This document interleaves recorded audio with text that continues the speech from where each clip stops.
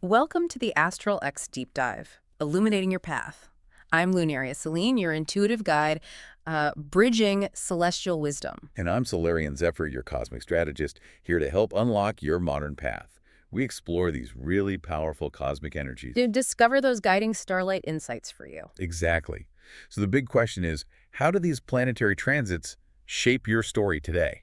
Well, today we're taking a deep dive into a truly unique set of source material. It's been specifically curated for you, a Virgo sun woman with Aquarius rising. Yeah, this isn't just, general astrology we're talking about. These sources, they give a profound, really detailed astrological blueprint just for navigating your year in 2025. And what kind of sources are we looking at? We've got texts detailing your specific celestial archetypes, the big planetary transits for you, even how these energies might show up somatically in your body. Wow. Plus, I see fascinating historical examples, really practical exercises you can actually do. And these intriguing future possibilities, all outlined just for your specific cosmic profile. Okay, so our mission in this deep dive is pretty clear.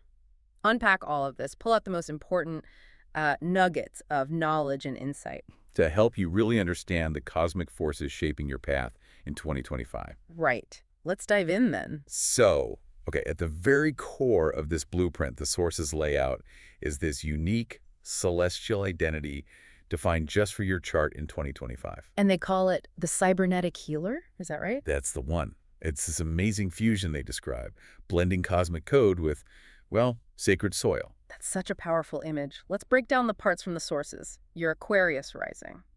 That's seen as the galactic networker. Right, and what the sources emphasize there is this energy having like antenna starlight. It's constantly downloading revolutionary ideas, tapping into collective frequencies. That future-oriented big picture view. Exactly. It's a part of you that just naturally connects to the zeitgeist, the higher mind stuff. And then your core identity, your Virgo sun, is called the temple gardener. Yes, the gardener. This is the energy that's meticulous, practical, very grounded.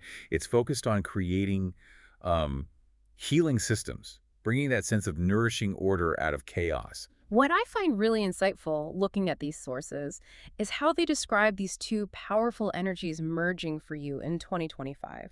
It's all about the synergy. The networker, the Aquarius part, brings in those visionary upgrades, those like flashes of cosmic insight. With it's the gardener, the Virgo part, that takes that almost electric energy and roots it, makes it practical, tangible. Exactly. And this synergy creates your core archetype for the year, the quantum herbalist.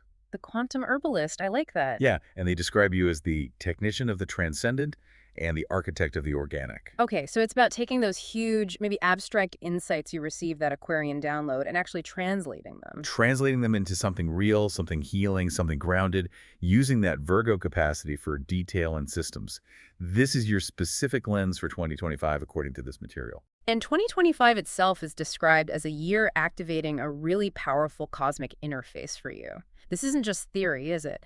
It's driven by some very specific, pretty significant planetary transits impacting your chart. Absolutely. And a key insight from the sources is how they give these major transits, these really potent descriptive names tailored just for your configuration. Okay, like the first one. Pluto in Aquarius in your 11th house, they call it. The hive mind upgrade. Pretty dramatic. A hive mind upgrade. Wow, that feels significant. What are the sources emphasizing here? Well, it's how Pluto's transformative energy, specifically in your 11th house of groups and networks, is fundamentally rewiring your relationship to communities, technology, social causes. So maybe old groups or ways of connecting are falling away. Yeah, it suggests outdated alliances, maybe old group affiliations might be dissolving. It's deep structural change in that community sphere. And the sources connect this to quantum entanglement. How does that work? It's a really powerful connection they make.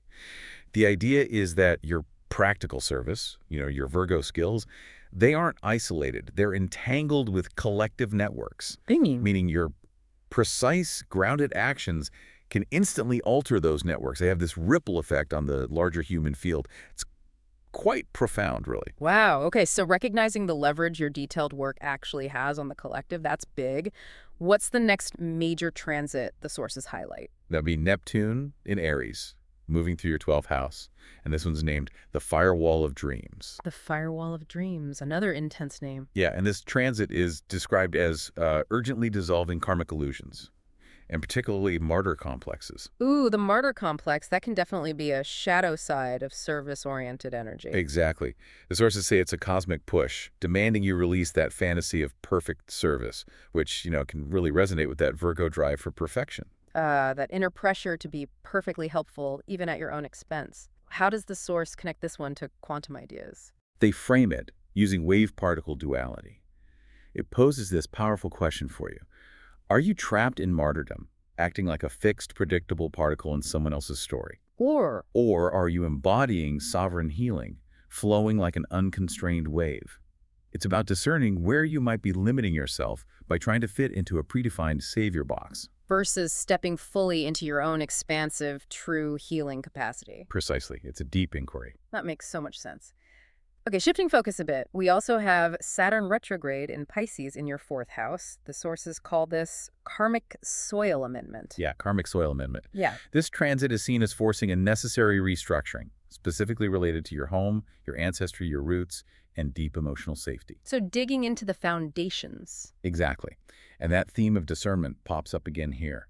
The source stresses needing to distinguish between genuine, compassionate duty and unhealthy enmeshment, family patterns, past stuff. It's about really looking at those roots to build new, healthier foundations. That's the core idea. And the sources point out a key date. Saturn goes direct, right near the end of the year, December 24th. That timing feels significant, like maybe solidifying those new foundational structures as you head into the next year. Absolutely, that's the potential they highlight. Okay, finally, we have Jupiter moving into Leo, into your 7th house. They name this one the Sovereignty Amplifier. The 7th house. That's partnerships, right? Right. Jupiter expands whatever it touches, and here, in partnerships, the sources say it's about expanding relationships that truly celebrate your brilliance, your unique gifts. So collaborations that let you shine. Exactly. It's about your analytical, precise Virgo skills, finding expression, and, radiance through collaboration, not being hidden. And there's a date for this one, too. Yes, the sources give May 25th for Jupiter entering Leo. So from that point on, according to this material, you can anticipate this period where partnerships become a really powerful vehicle for amplifying your sovereign self and radiating your particular genius. Okay, it's one thing to talk about these cosmic energies sort of abstractly, but the sources actually dive into how these might feel physically. They do. They have this whole section on somatic astrology, describing the body as a biodigital interface. A biodigital interface. Interesting. How does that work for, say, the core placements, Aquarius rising? Well, it's surprisingly specific. For your baseline Aquarius rising energy, the sources suggest you might feel it in your ankles, your shins, or maybe those electrical impulses, restless legs, sudden chills, that feeling of being kind of buzzing or online. Okay, I can see that connection. And what do they suggest for grounding that? Really tangible things, actually, like using hematite ankle weights or simply walking barefoot on grass, just to discharge or anchor that buzzing energy. Makes sense. And for the Virgo sun, where might that show up? That sensitivity often shows up, according to the sources, in the digestive tract tummy stuff, also the hands and the solar plexus. So maybe butterflies or tension when overthinking. Yeah, exactly. Or noticing incredibly precise, almost electrical movements when you're working with your hands. Detail work. And soothing suggestions. Simple things like ginger tea for digestion, maybe soothing hand massages to calm that energy. Okay, so the core placements have their spots. Yeah. How do the transits manifest somatically based on these sources, like Pluto in the 11th, that hive mind upgrade? Right, those intense collective shifts Pluto brings. The sources say they can manifest physically as pressure behind the eyes, almost like data overload from processing too much collective info. Or tingling palms, which they suggest indicates energetic exchange with the collective field. And what's the suggested action for that? Simple again, washing your hands with rosemary water, just to clear or reset that energy. Okay. And Neptune in the 12th, the firewall of dreams, how might that feel? The spiritual downloads or the dissolution it brings. They can manifest as heavy eyelids, like a kind of psychic fatigue, or even cold feet, a feeling of being disconnected or ungrounded. And the antidote? The sources suggest soaking your feet in salt water with a bit of lavender, cleansing and re-anchoring. There's also a shorter transit mentioned with a strong somatic link, right? Right. Mars in Cancer. Yes, from July 20th to September 4th. And the sources dramatically label this boundary coding. Boundary coding sounds intense. Well, it activates your emotional center, your fourth house of home and security, with fiery Mars. The sources say this can manifest as, like, heat in the womb or gut indicating protective fury, maybe a need to assert boundaries, Arr. or a lump in the throat, representing unsaid truths or blocked emotional expression. The action here is crucial, I imagine. Very. The sources recommend journaling before speaking. Give that intense energy an outlet first, before it either erupts or just gets stuck inside. That's really practical advice. It's also powerful how the sources connect these modern astrological concepts to echoes through time and culture, linking your specific archetype, the quantum herbalist, to historical figures. Yeah, it's a fascinating way to see this energy made real. They mention Ada Lovelace, a Virgo sun with Aquarius rising, just like you, often called the first computer programmer. What's the connection they draw? What stands out from the source's description is how she didn't just apply meticulous mathematical precision, that's the Virgo is that. She envisioned this revolutionary poetical science, creating new languages, systems beyond just calculation. That's the Aquarian vision. That blend of rigorous detail and revolutionary thinking. Who else? Florence Nightingale, also a Virgo sun, Aquarius rising. The sources highlight her as the architect of modern nursing. Her Virgo sun drove that systematization of sanitation, patient care. While her Aquarius rising used revolutionary data visualization, statistics, to campaign for systemic healthcare reform. Exactly. Meticulous service scaled up to collective impact. And Octavia Butler, the sci-fi author? Yes. Her Virgo sun is seen in how she crafted these incredibly meticulous, believable dystopias and social systems in her novels. Really detailed world building. And the Aquarius rising part. Exploring those radical themes, genetic revolution, alien contact, collective empathy, pushing boundaries through storytelling. The sources also give cultural examples as mirrors, right? Like films or books. Yeah, like Dr. Louise Banks in the film Arrival. Using meticulous linguistic analysis, that's the Virgo, to connect with this alien collective consciousness, total Aquarius. Or Shevek in Ursula K. Le Guin's The Dispossessed. Right, a physicist applying rigorous science, Virgo, to build an anarchist utopia, Aquarius. They also mention Bjork's album Biophilia, merging Aquarian digital innovation with Virgoan biological systems. And Leonora Carrington's art. Painting these Aquarian psychic ecosystems, but with Virgoan occult precision in all the botanical detail. These examples, the sources suggest, really help ground the archetype, make it feel real. Okay, moving into the really practical side of things. The sources offer ways to navigate your path, apply these insights directly. They include interactive elements like these pause and reflect questions. Yeah, and these are presented as really powerful prompts for self-inquiry, specifically tied to the energies of 2025 for you.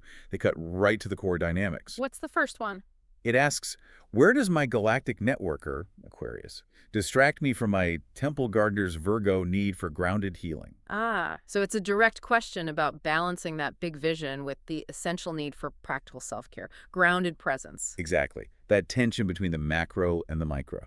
The second question is, what savior complex, related to that Neptune in the 12th transit, must I delete to serve sustainably? Okay, directly addressing that Neptune transit, forcing you to confront the shadow side of service, maybe release those unsustainable patterns of self-sacrifice. Yeah, getting real about sustainable service. And the third one flips the perspective. How can my systems mastery, your Virgo strength, optimize collective liberation, that Pluto in the 11th energy? So reframing your natural Virgo skills, organizing, refining, creating systems as tools for contributing to that collective hive mind upgrade. Exactly. Leveraging your inherent strengths for wider systemic change.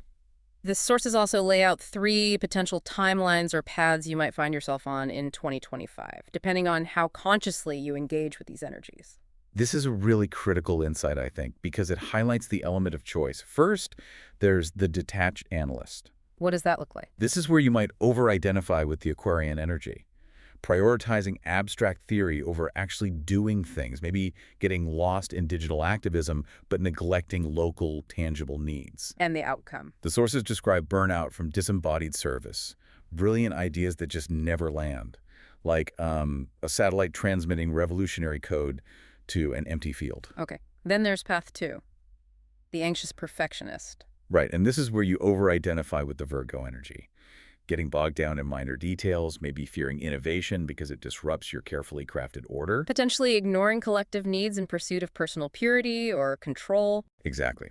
And the outcome described here is stagnant relevance, chronic stress from trying to perfect the uncontrollable, a kind of joyless precision, like a sterile lab meticulously cleaning itself while the ecosystem outside collapses. Ouch. Okay, so the third path. The quantum herbalist. This is presented as the path of integration. And what does that look like? This is where you design scalable, practical Virgo systems for Aquarian community healing, using technology and networking maybe, but to distribute wisdom and actual healing resources, leading with humble authority, grounded in service. And the outcome here. Really powerful. Yeah. Fostering grassroots healing networks, becoming that vital bridge between ancient wisdom and cutting-edge futurism. The source uses the image of an encrypted seed bank blooming everywhere it touches the earth. This, they suggest, is your path of integrated potential. Wow. And to support stepping onto that quantum herbalist path, the sources provide specific practices. There's a ritual blueprint mentioned, reading the revolution. Yes, specifically for the Aquarius Full Moon, which in 2025 is August 19th. The sources see this as a peak time for that collective downloading connection. And the materials involved? They're symbolic. Silver wire for Aquarian conductivity, dried mugwort for Virgo's earthiness and herbal wisdom, a bowl of soil for grounding, and a blue LED candle representing that digital light or Aquarian energy. And the process. It involves twisting the wire into an antenna shape, symbolizing receiving downloads, crushing the mugwort into the soil, lighting the candle, and then chanting this affirmation they provide. Starlight to soil, code to care. I root the future here and now. That's a beautiful, tangible way to anchor those Aquarian visions into Virgo reality. Exactly. And for a daily practice, they offer an embodiment exercise, Breath of the Biodigital Sage, suggested for mornings or moments of anxiety. What's the posture? Simple. Cross-legged, palms up to receive energy, but fingertips touching the earth to stay grounded. And the breath work itself. It involves inhaling visualized electric blue light, cosmic energy, holding briefly while you visualize it, converting to green Virgo's healing frequency right in your heart space. And then exhaling that green light down through your hands, grounding it into the earth. Right. And the stated intention is, I ground innovation in service. Repeating this 5 times, as the sources suggest, is about consciously translating those energetic downloads into practical, grounded gifts, day by day. Okay, and to further guide you through the year, the sources list some key 2025 dates, points to watch. Yeah, moments these energies are amplified. Jan 20th, when Pluto fully enters Aquarius. May 25th, when Jupiter enters Leo, that intense Mars in Cancer period from July 20th to Sep 4th. August 19th for the Aquarius Full Moon ritual we just talked about. And December 24th, when Saturn ends its retrograde in your 4th house. These are just markers, points to pay attention to, according to this material. Okay, bringing all these threads together, the sources conclude with what they call the Oracle's transmission, a synthesis of the core message for you in 2025. And the clarity here is really striking. It states that for you, the Virgo Sun woman with Aquarius rising, 2025 is your sacred system reboot. A sacred system reboot? Yeah. And it emphasizes you are not being asked to choose between the microscope and the telescope. You are the observatory. You're uniquely positioned to transform that celestial data into medicinal soil. That sums it up beautifully. It recaps the key shifts, too. It does. Pluto in your 11th, dissolving old collectives. Neptune in your 12th, vaporizing any lingering martyr complexes. And Jupiter in your 7th, actively supporting you and partnering with those who truly honor your radical pragmatism. That blend of visionary insight and practical skill. Exactly. And it culminates in this really powerful affirmation from the source, a mantra to carry with you. I download tomorrow. I distill it into today. My hands translate. Starlight into self. Wow. Okay, as our cosmic journey concludes for now, we've taken a really deep dive into the source material guiding your unique path in 2025. We've explored your core quantum herbalist archetype, navigated those key transits like the hive mind upgrade and the firewall of dreams. Looked at how these energies might show up physically, that biodigital interface, seen the echoes in figures like Ada Lovelace and Florence Nightingale. And unpacked practical applications, like the pause and reflect questions, and that rooting the revolution ritual. We've really uncovered the potential of the quantum herbalist within you, poised to bridge the celestial and the organic, the digital code and the sacred soil this coming year. Yeah, it's quite a potent combination you embody. So what does all this mean for your next steps?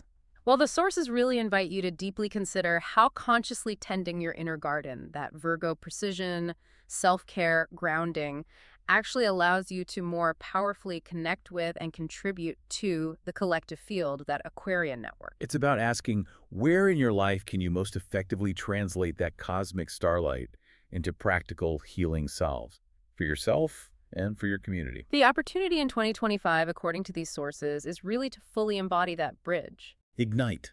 Think. Become. Dive deeper into your unique path.